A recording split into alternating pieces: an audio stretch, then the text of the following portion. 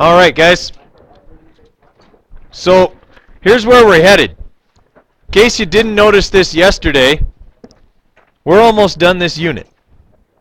Okay? Your unit exam for Unit 2 is going to be Monday, April the 14th. That's not this coming Monday. Don't freak out. Okay? It's not this coming Monday. It's the Monday after that. So it is coming up. Okay? Make sure that you are starting to organize your notes and look over things. Okay? We're going to go over some more plant stuff today, how plants grow, plant growth and development, that kind of stuff. Tomorrow, we're going to set up a plant transport lab to look over how plants transport water, because we've talked about that now. The lab will run over the weekend, and then we will finish getting our final results on Monday. Okay, and then it'll be due sometime later that week. Okay, so just know that that stuff is coming up as well. Okay, and then, yeah, we'll have a few other things next week, but we'll probably be done this unit, I would say Thursday or Friday of next week. Okay, so we may even start the next unit before the unit exam. Curtis. Yeah, we'll do an exam review. Yeah, same as last time. No, this is going to be, we're going to cut my 2 plants up there. Okay, my 2 plants that hang in the corner. Those are for this lab. I keep them here only for that lab. And every semester we cut them to shreds and they grow back. Okay, and then we do it again. So we're going to cut pieces of them off and use them as our guinea pigs, okay, for this lab. Okay, they work real nice. That's why I keep them around. All right. So what we want to get out of today, guys, is look at what factors influence the growth of plants. We're only going to touch on that because we're actually going to talk about it more on Friday and Monday, okay? Because the lab setup doesn't take the whole period, okay? Neither does the finishing the lab, so we'll have half of each of those periods to work on that, okay? Second thing, learn what hormones are responsible for growth and development in plants, okay? Plants have hormones, okay? In the same way that we have hormones. They don't have the same hormones, okay? But they have chemical messengers that stimulate certain things to happen within the plant in the same way that we have chemical messengers that stimulate certain things to happen within our bodies, all right? Like if insulin is moving around in your blood, okay, your cells are going to absorb more sugar from your bloodstream, okay? If adrenaline is moving around in your blood, okay, you're going to, have a decreased amount of movement in your digestive tract and more blood flow to your muscles and less blood flow to the surface of your skin, all that kind of stuff, the fight or flight response type of stuff. Okay, plants have hormones as well. Third thing, look at how the plant shape is not fixed, okay, but it's a result of the interaction of environmental factors and growth responses. Prime example is these 2 plants. See, these 2 plants are like extraordinarily useful. Okay, these 2 plants are genetically identical. How do I know that? I grew this one from this one.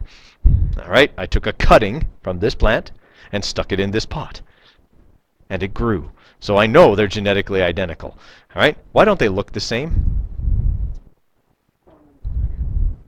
Well, it's actually because it's not so much the hormones. They produce the same amount of hormones. I turn this one all the time. Okay, once every 2 weeks I turn it so a different side of it faces the window. This one, I never turn. That's why it only grows on one side.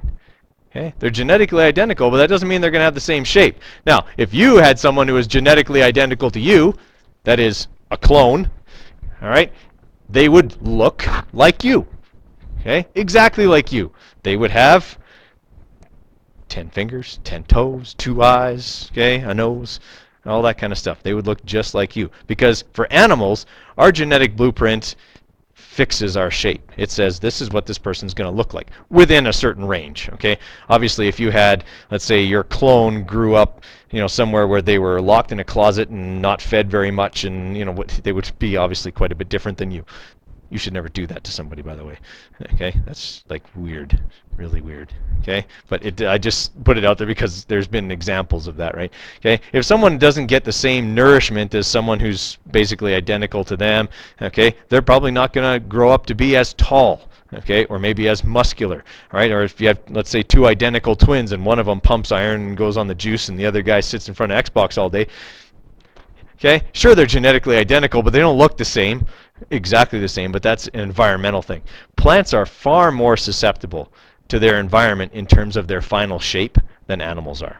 Okay, even though, steroid junkie brother and Xbox brother may you know, they are genetically identical, their faces still look the same. Okay, they both still have 2 arms and 2 legs. Okay, just one of them is a gigantic roid freak. Okay, and the other isn't.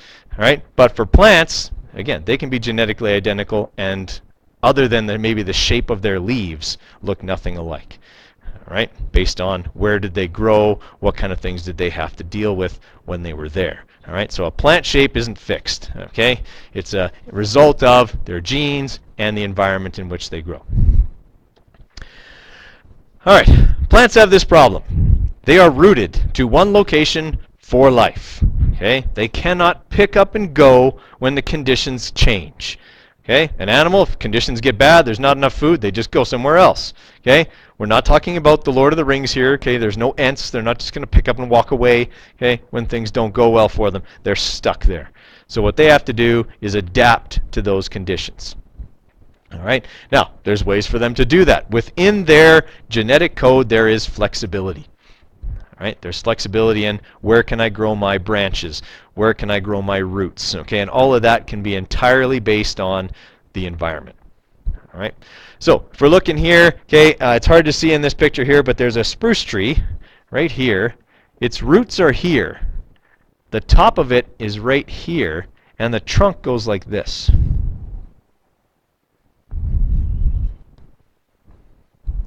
What would cause a plant to do that? Obviously, spruce trees are not genetically pre-programmed to grow in that way, are they? Most spruce trees grow straight up and down, all right? Especially like lodgepole pine, okay? They're so straight that they're used for lodgepoles, okay? But here, obviously this plant has had something go on that's caused its shape to change, okay? What are some possibilities for that? Alex?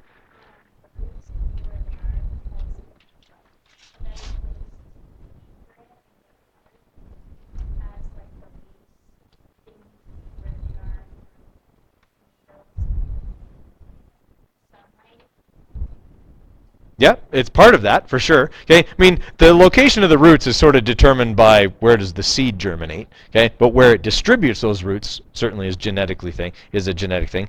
But what's happened to this plant is a rock slide knocked it over. Okay, rock slide comes along and tips the plant over. It used to be straight up and down. Okay, but the rock slide at about this point in its life tipped it over. It didn't uproot it, but it tipped it over. All right. Now, there's nothing here to shade it. It could have kept growing out this way, but what would have happened to it if it had kept growing straight out like that? It would tip over. Right? Okay. If it keeps growing out like this, it starts to get a lot of weight out away from the roots, and that'll pull it out of the ground. If it starts to grow back like this, okay, and in fact, you know, it could start to even grow back a little bit like this, it starts to get its weight back over its roots again, which makes it a lot more stable.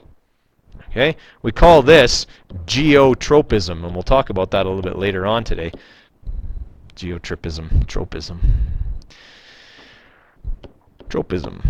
Okay, it's a plant's growth response to the pull of gravity. Plants know which way is up and down. Okay, it's important for them to know which way is up and down. If they're very young and they're growing in a forest, they may not be able to see the sun. I don't mean like visually see it, sense where the sun is, okay? Because they're shaded by more mature growth. So the only way for them to have a chance at getting sunshine is to grow in the opposite direction that gravity pulls, okay? And that's why plants grow upwards, all right? Generally, that's also where the sun is, all right? But you can see here with my 2 plants, okay? Up is not where the sun is in this room, is it? Okay? In this room, that way is where the sun is, and that's why this plant is growing that way. That plant's also growing that way. But every week I torment it and I turn it the other way. So it has to grow leaves on the other side.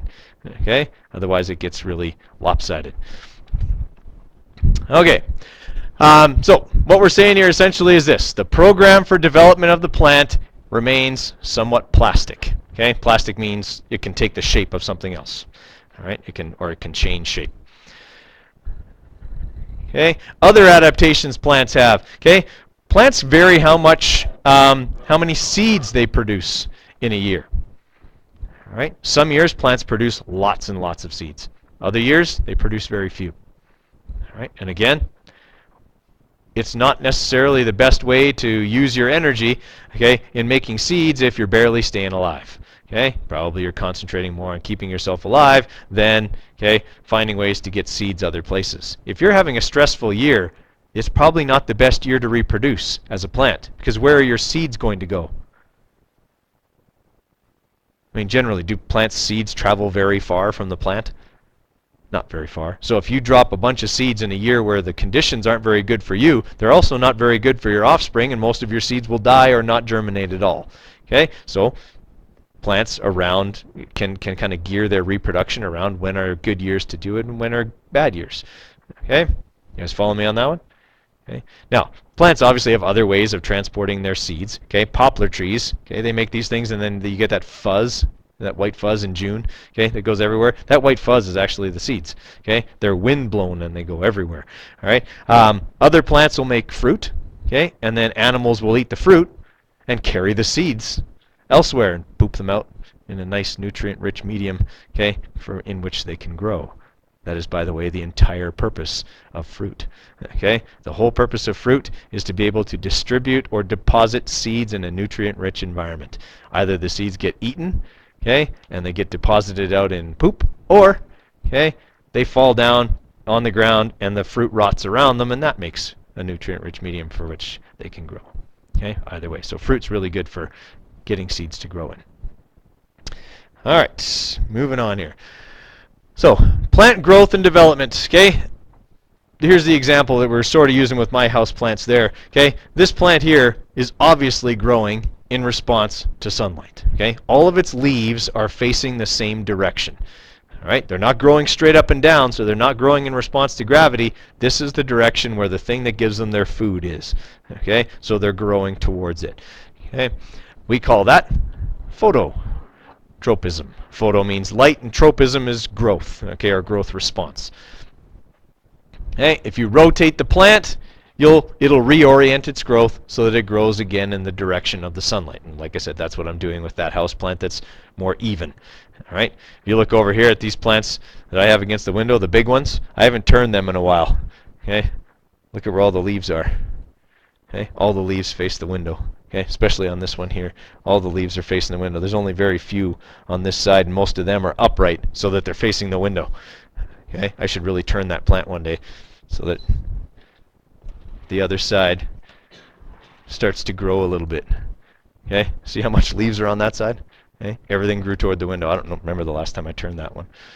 Okay. Now it'll start to even out. Maybe it won't fall over now. Okay. All right, so in a forest, okay, or other natural ecosystem where plants can be crowded, and this was the example I'd given you before, phototropism is important. Sure, it tells them where to grow, which generally is upwards, but they may need other stimulus, like gravity. Gravity will tell you which way is up and down. If you grow opposite gravity, you're definitely going to be growing towards the sun in a natural environment. Okay, all of this growth is controlled by hormones. Okay, plants have different hormones that cause them to do different things. Some of them are growth hormones, okay? Some of them are differentiation hormones, okay? Reproductive hormones, all of those kind of things.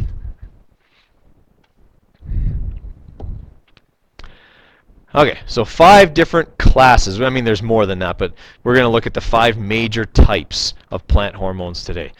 Right? Now, other examples of growth response here. All of these, okay, the light source for these little bean sprouts or alfalfa sprouts, whatever they are, is over here. So most of them have done this bending like this to get into the sun. What's with this one? Is this one just got to be different, or is that a smart thing for that one that's way at the back of the dish to do?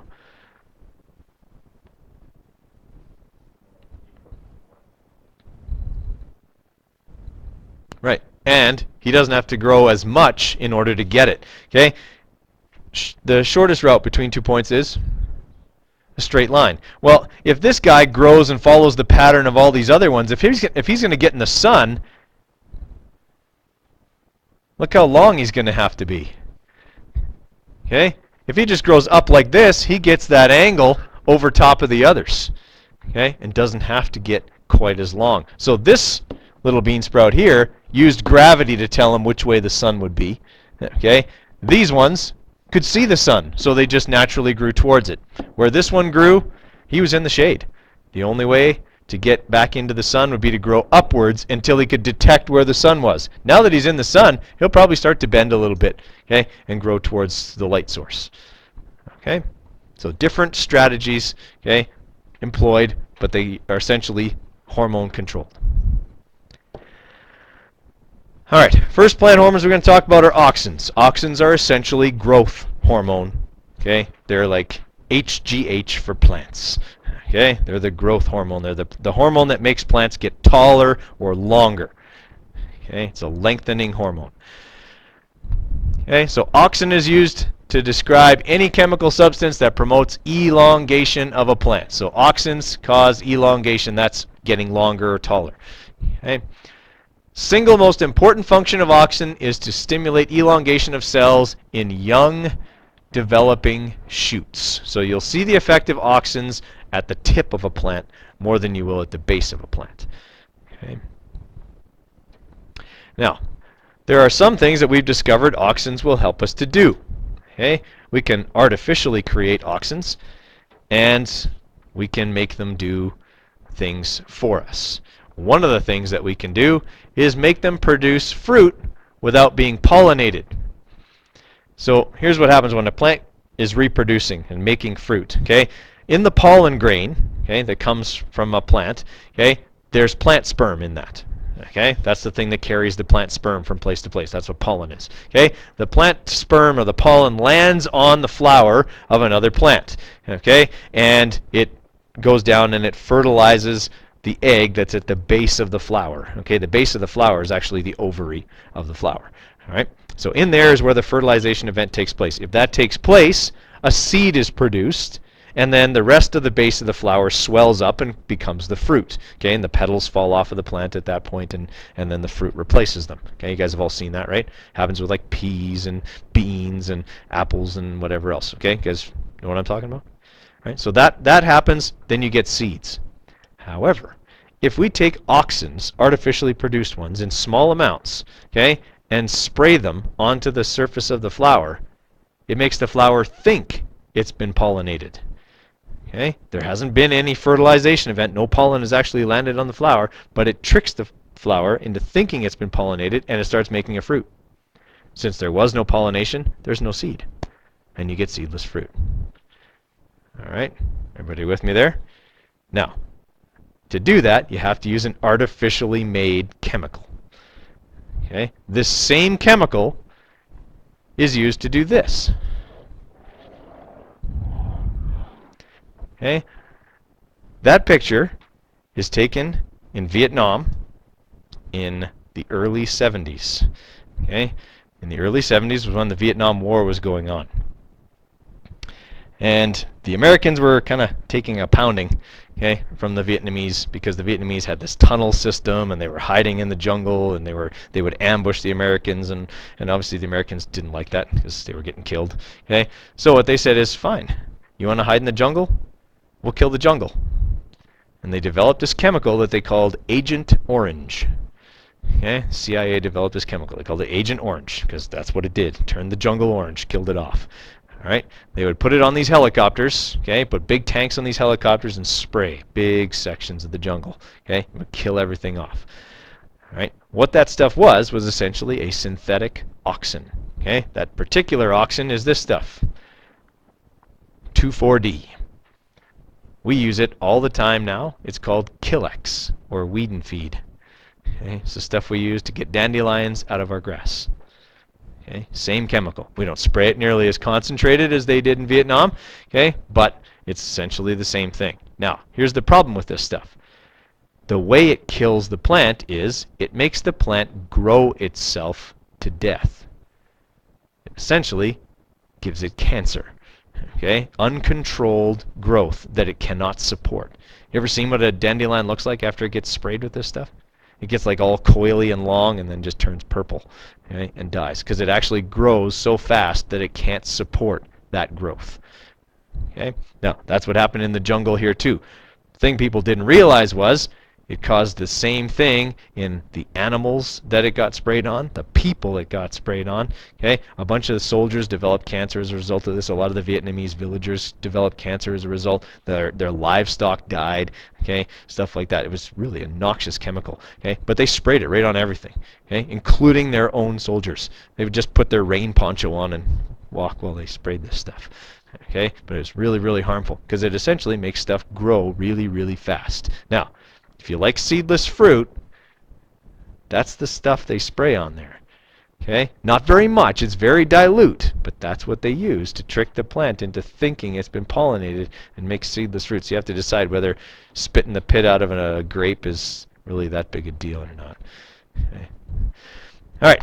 Here's an example here of two plants that have been stimulated differently. Okay, this is the wild version, okay, of the plant, so not stimulated artificially by auxins. You see one main stalk, okay, leaves at the base and a developed root system. This one here, almost no roots, okay, lots more leaves and lots more developing stalk. Okay, why can't this growth be supported? Auxins don't stimulate root growth very much, so you don't have a lot of water getting acquired, a lot of minerals getting acquired, and you can't support the growth, and eventually the plant just dies. Okay, sorry, now two people had questions. I just wanted to finish what I was going to say before I lost my train of thought.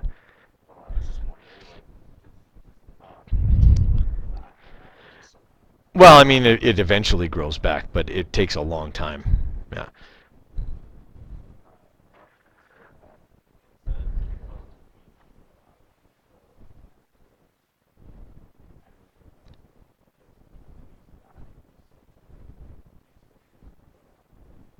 Yes. So it makes the weeds grow out of control. Okay, that increased growth becomes lethal because they can't supply the nutrients to it. So essentially, it starves them. Right? It would be like if you tried to run, let's say, 12 hours a day for 3 days and didn't eat anything. Okay, would you be able to do it? No, you'd pass out. Okay, because you wouldn't have enough energy supplied to your body to pull it off. Okay, plus your brain would also say, what the heck are you doing? Stop and go eat, right? Okay, plants don't have that ability. They're trying to do this. There's a chemical signal saying you got to do this, and they can't, and they just keel over and die.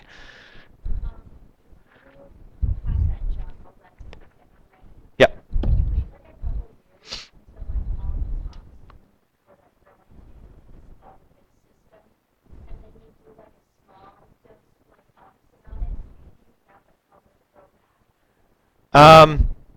A small dose might. The thing about 2,4-D is that it's not like it's absorbed through the leaves. It gets sprayed on the leaves and it goes in through the stomates. Okay, so it goes in with the carbon dioxide and stuff. That's what actually kills the plant off. It's not absorbed by the roots. It's absorbed through the leaves. So once the plant dies, it's gone, right? And so it's not like Roundup that sticks around and sterilizes the soil. Okay, this is more. Well, sorry, Roundup doesn't do that either. But some herbicides you actually put in the dirt and it sterilizes the dirt. Okay, that kills the plant off. This stuff is absorbed through the leaves. Okay, so if you want this stuff to work, like if you want to spray the dandelions in your yard and you want it to work, you don't do it right before it's going to rain, because it'll wash off the leaves and then the leaves won't absorb it. You want to do it on a day when they're going to be doing a lot of photosynthesis, because then they'll take more of it in with the carbon dioxide, right? But once those plants are dead, new ones will grow in their place eventually. All right, so big thing we need to remember about auxins, they cause lengthening of the plant. Okay, that's the big thing we need to remember. They cause lengthening of the plant, but very little effect on the roots. Oh, pretty good sections of it. I mean, they didn't spray the whole country or anything. They sprayed areas where they were continually being ambushed to eliminate the cover, right, for them. Okay, and you can see in here, like it makes it look quite a bit different. Now, this isn't the chemical that turns it orange. Okay, this is sediment. Once those plants die, then there's nothing to hold the soil down. And in the jungle, it rains a lot, so there's no root systems in place to hold the soil, and the soil washes into the river. And that's what colors the river, okay, as there's more sediment now in the river. Okay, next kind, cytokinins. Cytokinins are so named because they cause cytokinesis. And cytokinesis is cell division. Okay, so these ones cause cells to divide and make new cells. Right? This is like, for a plant, the fountain of youth. For us, eventually our cells, once they've divided, over the course of our lifetime, and they stop dividing effectively. Okay, they start to make mistakes, and eventually, we develop, cancer or some other thing. Okay, because our cells don't divide effectively, or they slow the rate at which they divide. Plants, they keep secreting this hormone. They keep producing new cells, replace the old ones. Okay, build new cells, replace the old ones, so they can live a lot longer, right, than an animal could, because they maintain their cells better with this hormone. Right? That's why you can see plants that are thousands of years old in some cases. Okay, the oldest plant on Earth is this tree, like a limber pine or something. It's in California. It's called Methuselah. Okay, named after the oldest person in the Bible. Okay, and it's thousands of years old. Okay? Thousands of years old, really old tree. Okay, again, it just keeps making new cells. Okay, we don't have the ability to do that. Okay, not to the same extent.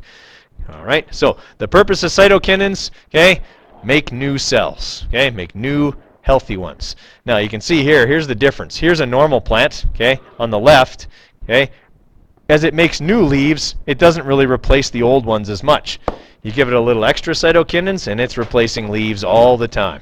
Okay, it's growing leaves everywhere, okay, and making lots of new ones. Here on the petri dish, okay, here's the normal way this plant's leaves look. When you give it lots of cytokinins, it just goes crazy. It grows them everywhere. Okay, and you get all this extra tissue because of the extra cell development.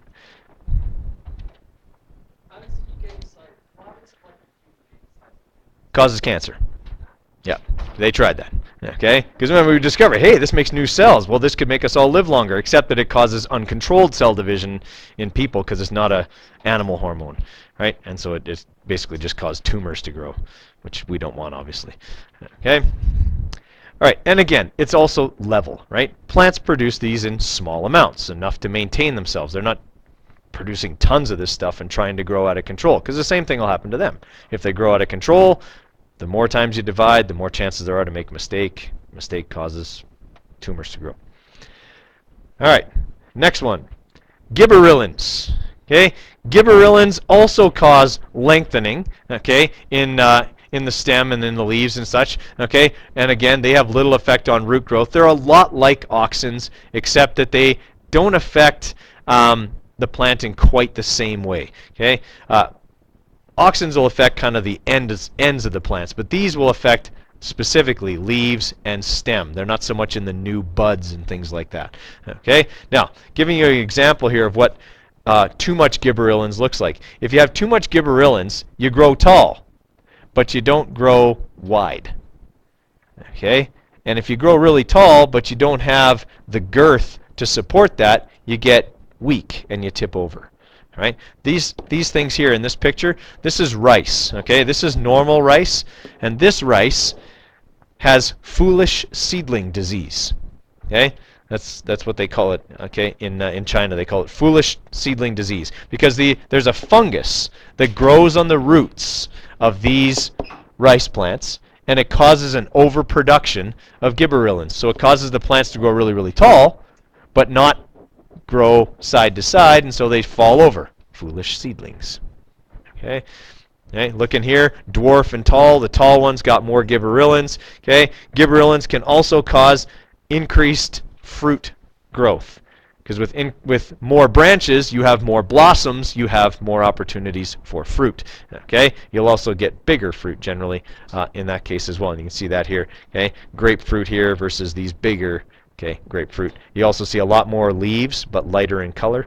Okay, here leaves versus leaves, right? Quite a bit. Okay, quite a bit different there because of the stimulated growth. All right, abscisic acid. Not all plants produce much of this. Okay, plants in our area do. Abscisic acid is what prepares them to go dormant. Okay, now. If winter's coming, how do plants know winter's coming? Nope. Everyone thinks it's temperature. That's always the answer I get first. Sorry, Cam, I set you up on that one. The sun, exactly. Okay? Do days get shorter before winter comes? That's how plants can tell winter's coming. That's the most reliable way to know when winter's coming. Because, I mean, sometimes we get snow in September. All right? Sometimes it doesn't come till late November, early December. Right? If plants are waiting for cold weather to go dormant, they'll be too late. If we suddenly get a hard cold snap, okay, and plants were waiting for cold weather to tell them to go dormant, they won't be dormant in time. Their sap will freeze, and when that happens, it expands, and it'll shatter the plant. Okay, plants obviously don't want that to happen, so as days start to get shorter in August, they start producing this hormone. Okay, and this hormone essentially interrupts the production of chlorophyll. All right, so we just write that on here. Okay, interrupts. I didn't spell that. Interrupts. Okay, chlorophyll production.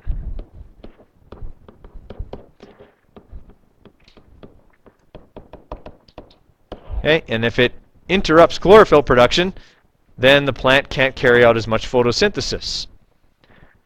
If it's not carrying out as much photosynthesis, it doesn't transport as much water, which essentially means the tree or the plant empties out. All right, now there's no watery sap inside the trunk to freeze when the temperature drops. Now, by the same token, there's also no water supplying photosynthesis in the leaves. No more chlorophyll, the green color disappears. What's left are the other photosynthetic pigments that are present in leaves that don't carry out as much photosynthesis as chlorophyll, but have kind of a backup kind of function to them, okay, or a supportive function. Those are the ones we see in the fall. They can't support the plant on their own, and eventually, okay, the water movement stops, these leaves dry out, and they fall off. Right? That's how a plant prepares for winter. It interrupts the production of chlorophyll. This abscisic acid causes a chemical reaction that essentially stops chlorophyll from being produced. Okay? And then the plant will go dormant. Desert plants will do the same thing before the dry season comes. Okay? So if they want to avoid having to use lots of water, they'll go dormant before that time. Same idea. Abscisic acid is the thing that causes that. Okay? All right. Everybody with me on that one? Ethylene. Okay? Ethylene is the cause of the banana principle. You guys know what the banana principle is? Okay? The banana principle says this. If you buy bananas when they're green, you'll eat them before they're really ready. If you buy them when they're yellow, they'll be brown before you eat them. Ever notice that? It's like Murphy's Law for bananas. Okay? But it's almost always true, right? So, why do bananas ripen so fast? Bananas produce more ethylene gas than any other fruit. Okay? As a result, they ripen quickly. You ever put anything else next to a banana? Don't. Okay? If you put any other fruit or vegetable next to a banana, it will rot way faster than it will anywhere else. Right? Not that you'd put bananas in the fridge, normally you don't, but don't ever put them in with anything else. Okay? If you do, whatever else you put them in with will rot really, really fast. Okay? Bananas ripen really quickly. All right? Now, other things have a similar process. Tomatoes. Okay? In Canada, we are rarely able to leave tomatoes on the plant long enough for them to turn red. Because if we do, usually the frost comes, freezes, and kills them off, and then ruins the tomato. Right? So what we do is we take them off when they're green, and we bring them into the house. Okay? Put them on the windowsill, whatever, and eventually they turn red. If you want them to turn red a little faster, put them in a box with an apple. The apple will produce ethylene gas, and that will cause the tomatoes to ripen more quickly. Okay? And it works. Also, if you want to keep potatoes from getting the eyes on them, okay, ethylene gas will actually prevent that from happening. So if you put an apple in with your potatoes, they won't do that as quickly. Okay? The ethylene gas actually prevents the formation of roots because it's trying to promote the ripening of fruit. Potatoes aren't a fruit, so it doesn't affect them. Okay? All right, cabbage, same thing. Okay, cabbage rots, okay, quickly, and it produces a fair amount of ethylene gas as well. So don't put cabbage and bananas together. That's awful. That's a horrible combination. That would taste terrible.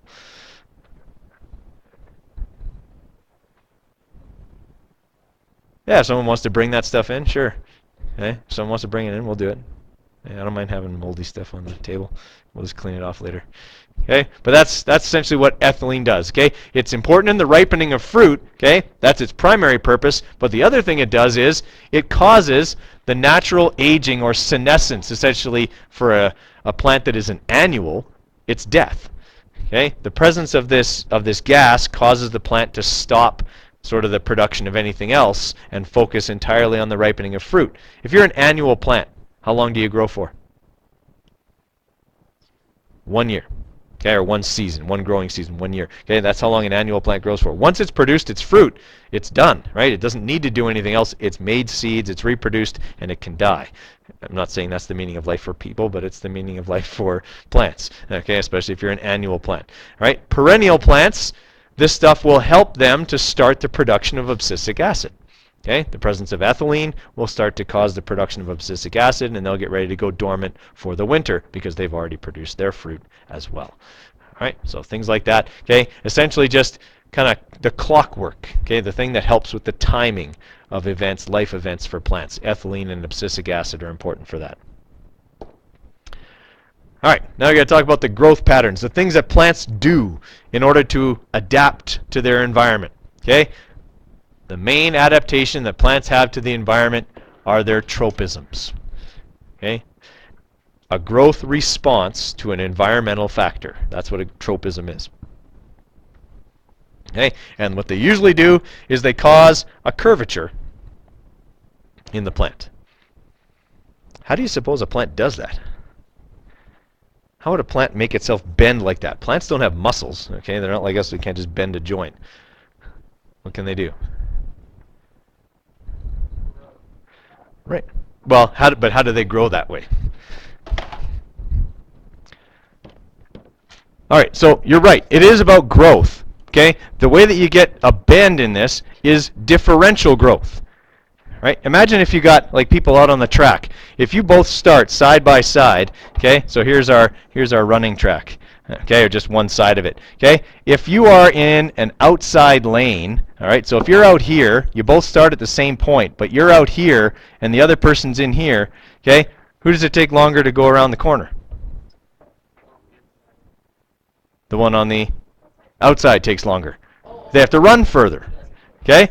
All right, so they got to run further. So what a plant does in order to make their stem bend like this is it makes the outside of the stem grow faster. Okay? So it secretes and puts all these growth hormones, especially auxin, more to the outside of the plant. Okay? That makes these cells grow faster and longer, okay? And that'll cause the plant to bend, because if these cells are long and these cells are short, it creates a pressure, a pulling force or a pushing force that bends the plant back upwards.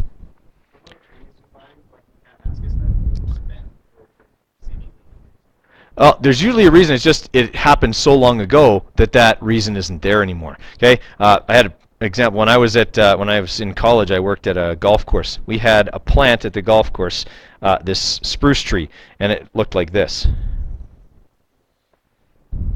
Okay, all the branches were up top here, and there was this rose bush growing right here. All right, what had happened obviously was when this plant was a sapling, it was under the rose bush. And the only way for it to get light was for it to grow out this way. Right? So it grew towards the light. Once it got into the light, then it started growing back upwards in response to gravity. Okay? Because if it kept growing this way, obviously it would not do so well. It would fall over. Okay? So it started growing back upwards to sort of balance itself. Okay? But the only way to do that is, first it made the cells on this side grow faster, then it made the cells on this side grow faster, and bend, bend. Okay, so what's the synthesis? Well, I'm going to show you. It's not so much a hive mind, okay? The process looks like this, okay? There's light hitting this side of the plant, let's say, okay? Well, if these cells want to carry out photosynthesis, they need to grow over here. So they get more of the cells produce on this side more of the hormones, because plants don't have glands, okay? Like we have glands where this hormone's produced in this gland, this hormone's produced in this gland. Every cell in a plant's body can produce every hormone. So if they need it, they make it, and then they grow faster. So all the ones on this side would be producing that hormone, and it would make them bend that way. Yeah? All right. So first type of tropism here is geotropism. All right, so geotropism, growth response to gravity. All right, so this is where it's growing opposite gravity. You can see on this tree here, it's a little more clear. Here's the trunk of this tree. Okay, it's growing very curved. All right, you can see on this bush here, kind of the same thing. All right, it's growing kind of outwards, all right, to try and cover as much area as possible. Okay, so you typically see that on trees that grow on steep hillsides just because oftentimes they get pushed over by rocks and things like that. Yeah. Okay. Now, you can try this at home if you got like a quick growing plant or you just want to plant like a bean sprout or something like that. Okay, plant it in. Just make sure you put some saran wrap over the pot. Okay, because when you tip it over, the dirt will come out otherwise. Okay, but you can get a plant to do exactly this thing. Okay, it just takes a long time. It would be a long-term experiment for you. Okay, that's why we don't do it here at school. It'd take too long. All right. Okay, phototropism we talked about. Phototropism is growth response to light. Okay, so it's the same process. Okay, we've got lots of auxins on this side. Okay, and we can see that the cells on this side are considerably longer than the cells on this side. Okay, auxins are one of the hormones, the main hormone that causes lengthening of the cells. Okay, that lengthening pushes the plant that way. Okay, causing that bending. That's a process I almost always ask you to explain. Okay, this very diagram right here, this very process. Okay, tropisms are caused by differential amounts of auxin, okay, on either side of the stem, causing one side to grow faster than the other, and that causes a bend. Okay, now on a test or something like that, I would probably show you an actual picture, and I would say, here's the situation for this picture. Tell me which tropism you think is going on here. All right. The last tropism is thigmotropism. Okay, thigmotropism is a growth response to touch. If you've ever seen ivy growing up the side of a building, okay, if you've planted peas in your garden, usually you make a little fence for them, right, Zach? Tap him, tap him.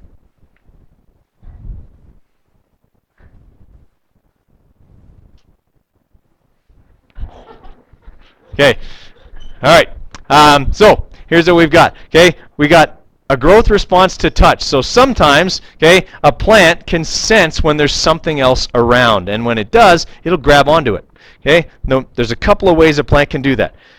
Peas will make those little tendrils. Okay, you've seen those, right? The little coily looking things that go on that are on a pea plant, and they can wrap around something and support weight.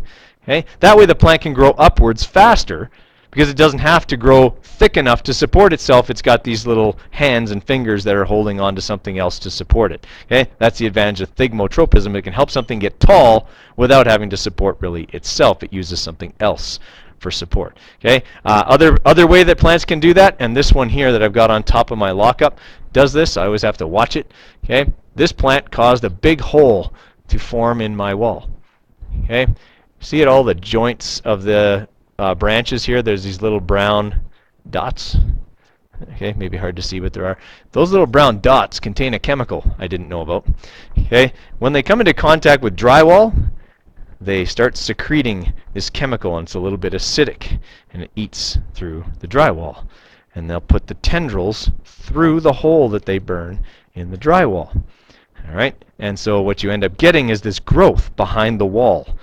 Okay, it's not a photosynthetic growth, it's a supportive growth. Okay, and so I was moving, I pulled this plant off the top of my cupboard, okay, and stepped down off the cupboard and pulled out a chunk of drywall about this big. Okay, because the plant had grown in behind, okay, had grown these supportive tendrils in behind the drywall, okay, and had gripped on and was supporting itself that way. Okay, now I know better. That's why I've got those plastic bins behind the plant so that it can't grow towards the wall again. All right, otherwise I'll be pulling out another section of wall. Okay, so sometimes it's a chemical reaction. The ivy that grows on brick, okay, that is a chemical reaction. It produces little kind of pits and holes in the brick that it can hold on to, and that'll support its weight. Okay, everybody with me here? All right. Now you can see here on these two plants, okay, they've taken it out for this picture, but there was a stick. that was in here that was supporting. This plant was essentially like tied to it. Okay, so it didn't have to support its weight. It got a lot taller. Okay, this one here, okay, couldn't support its weight, so it could only grow this tall. All right, I want you guys to answer those 5 questions here. Okay, I'll give you a few minutes to do that, and then we'll go over them together. Okay, and then we'll start looking at the lab we're going to set up tomorrow. Okay, let's go over these questions here, guys. So, for number 1, why is it that 2 identical plants, okay, that are grown from a clipping of the same plant, like my 2 over there in the corner, okay, may grow up to look entirely different? The environment affects it in such a way that it might change its physical appearance. Right. Okay. If its environmental conditions are, if the environmental conditions for each plant are different, they will grow in response to those conditions. Their genetic code doesn't determine their final shape. Okay. Their environment and their genetic code together determine their final shape. Okay. Number 2, any growth pattern in a plant is referred to as tropism. Right. Okay. It's a tropism.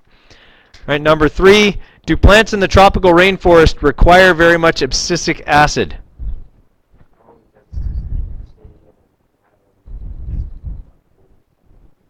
Right, they don't have a dormant period, right? It's the same all year round for a plant in the tropical rainforest.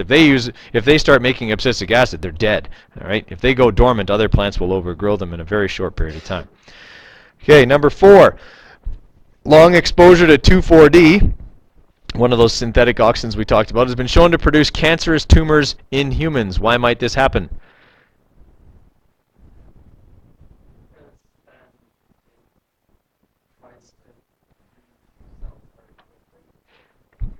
Okay, it's not so much that it tries to reproduce cells, but it tries to promote growth, way too much of it. Okay, it's the same thing that happens to us if we take even too much human growth hormone or too much, like testosterone or any other type of steroid. It usually causes cancer.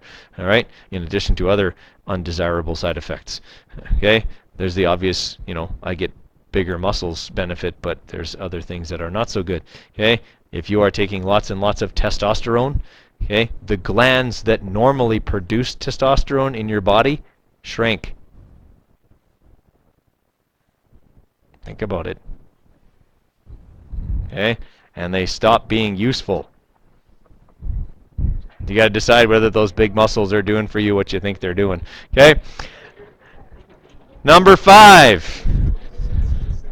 You're all laughing, but it's true. Okay, it is exactly what happens if you take way too much testosterone. Okay, it's the same for any hormone, guys. If you're taking any hormones, the glands that naturally produce that hormone in your body stop doing it. When they stop doing it, they stop becoming useful. Okay, if it's going to affect other glands in your body. It's not good for you. Okay, number 5. This hormone is involved in the ripening of fruit. Ethylene. Ethylene's the one that ripens fruit. Okay.